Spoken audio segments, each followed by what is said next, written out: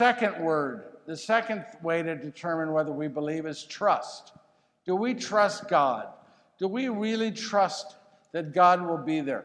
When I went from giving up my work full-time to ministry full-time, that was a trust.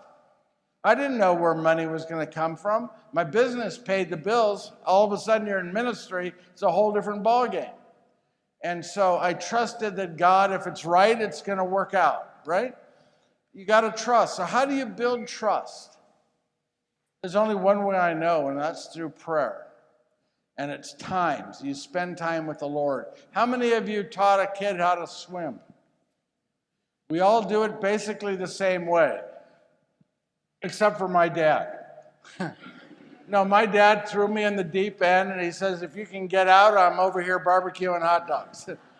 But I did it I did it the way you do it. Your daughter is up on the side of the pool. You're in the pool. And you say what? Jump. And they say, no. And you say, come on, honey, jump. And they say, no. Come on, sweetie, jump. No. But eventually you say what? Trust me. They jump. Why do they trust you? Because you've been there for them.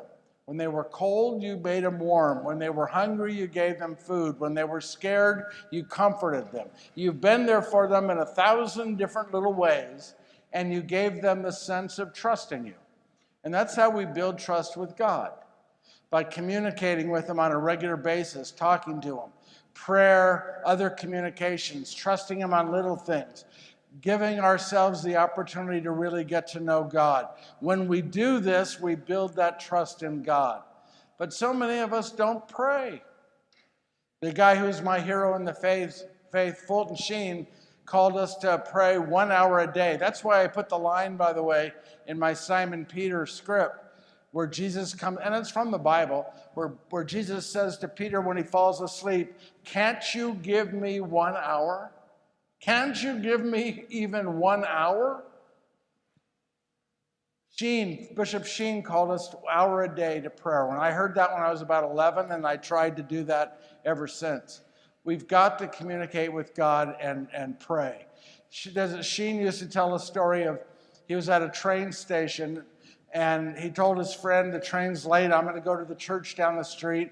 If I'm running late, come get me. His friend went to get him, couldn't see him in the church, went down the aisle, saw Fulton Sheen, Bishop Sheen, stretched across the pew, sound asleep. Woke him up, they're walking back to the train station, and he says, you tell me you're going to come down here and pray, you tell people on TV, radio, pray, I come in and I find you sleeping.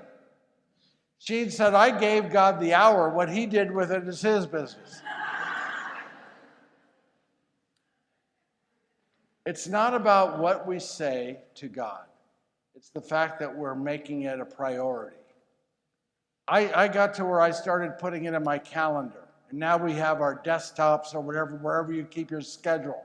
I mean, we put our racquetball games on that. We put our football games. We put this on that. We put that on that. We put our meeting with Schwab on that. Whatever we're doing, but do we put praying and talking to God on that? I bet you most people don't even put going to Mass on that.